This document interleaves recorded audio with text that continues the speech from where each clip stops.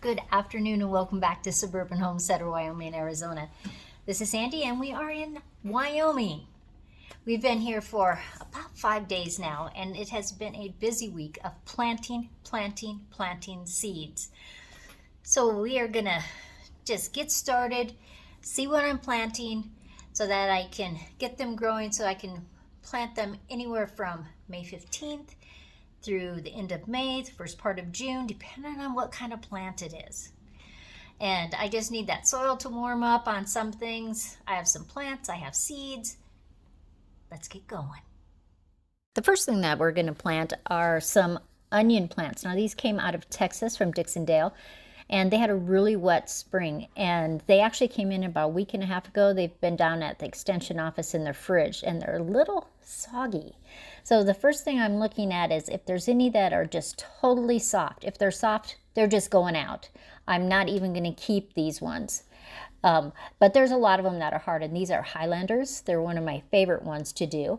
And so I'm filling this 72 cell anywhere from a third to a half full on each cell so that I can set those onion plants in there and then backfill around them.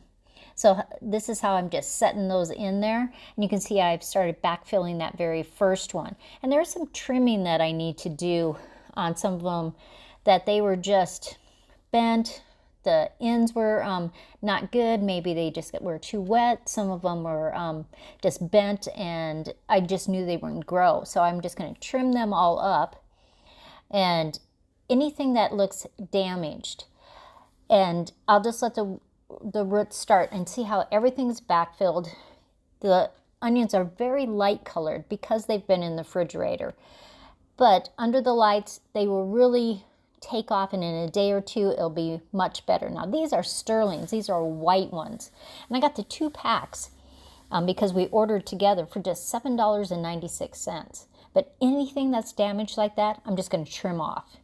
And I have 2 trays that I'm going to do these with. Now I'm going to plant some tomatoes. Now you can get these cells, this one has 16, you can get 36 of them, you can get 72 of them. Depend on what you're going to plant, you can get different sizes. And this is just one of the options.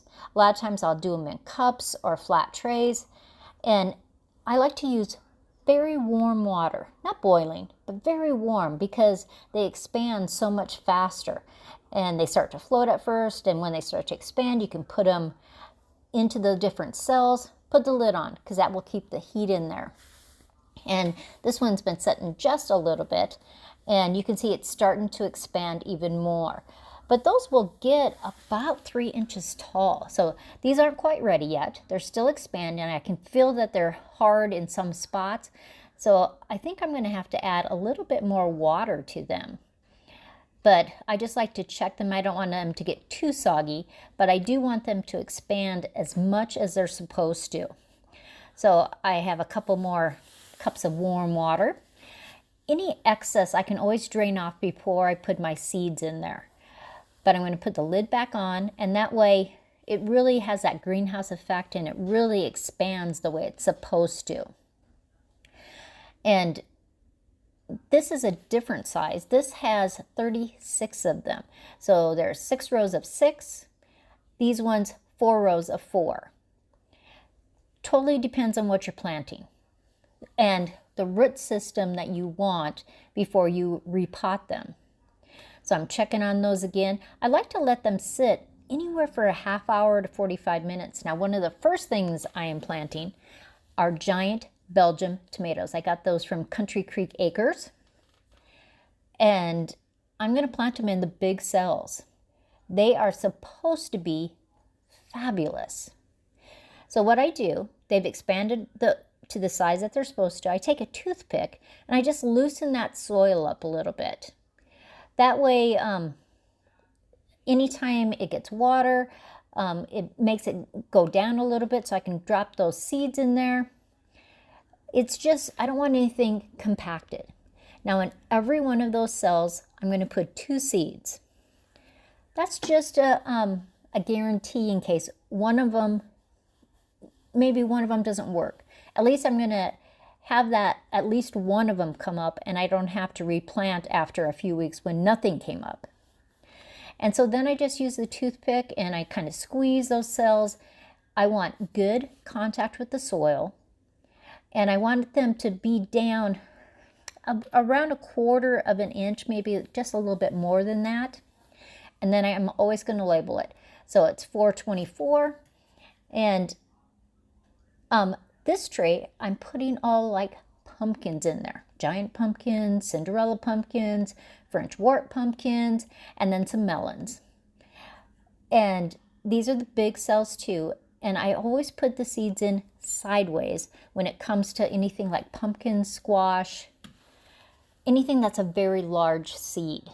Now in this tray, I'm just loosening them up again. You can see this is a 36 tray.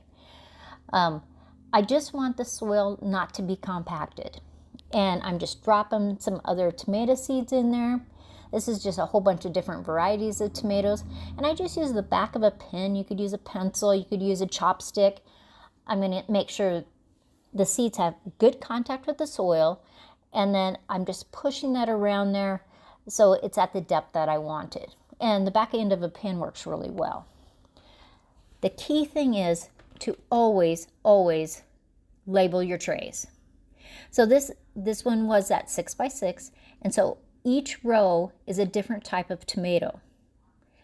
And so you can see on this next one, I have some tomatoes, I have some melons, I have some cabbage. These are all giant ones. And I like growing giant vegetables. I find it very fun. So they're just basically resting on top right now, and I'll do the same thing. I'll use the back of my pen. I'll push them down to the depth that they need to be. Always on your seed packet, it will tell you how deep to plant them. So use all that to your advantage. Now, just as a little side note, I got my 15-year pin of being a master gardener in Wyoming when I got back. So I was very excited about that.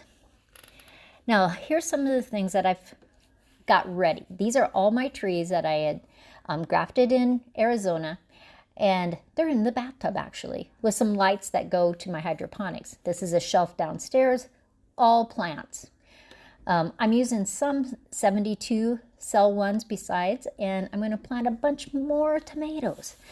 Now, these are all the seed packets that I've already filled in trays, and my shelves are filling up. But always remember, you need good light, and you need to label every single one of those trays. There's no use of planting a whole bunch of different kinds of tomatoes or melons or pumpkins, and then you don't know what they are. The onions are starting to green up. It's been a day, and you can see that they're getting a more darker green color. And I rewatered them. The house is really warm from the wood stove, so I wanted to keep them moist but not soggy. And then in the mail I got my giant seeds from Ryan Cook over at Heavenly Hills Homestead. And I did a little video about that. But I'm going to plant those today too, minus the ones that I'm giving away. And you can watch that video on how you can win some giant pumpkin seeds. And I'm using some big cells again. And I'm just putting one seed in each one because the seeds are so large. In fact, here's one of the giant pumpkin seeds. They're humongous. Now that's a pumpkin seed. But they're going in sideways. I've just had some good success with that. As soon as they start to sprout, I'm going to repot them. Now that's a field pumpkin, actually a state record in West Virginia. And then I'm also chitting some potatoes. This year I'm growing Norland Reds. That's these ones right here, and also some Yukon Golds, which I always like to grow. And the process of chitting is letting them have light, but not direct sunlight.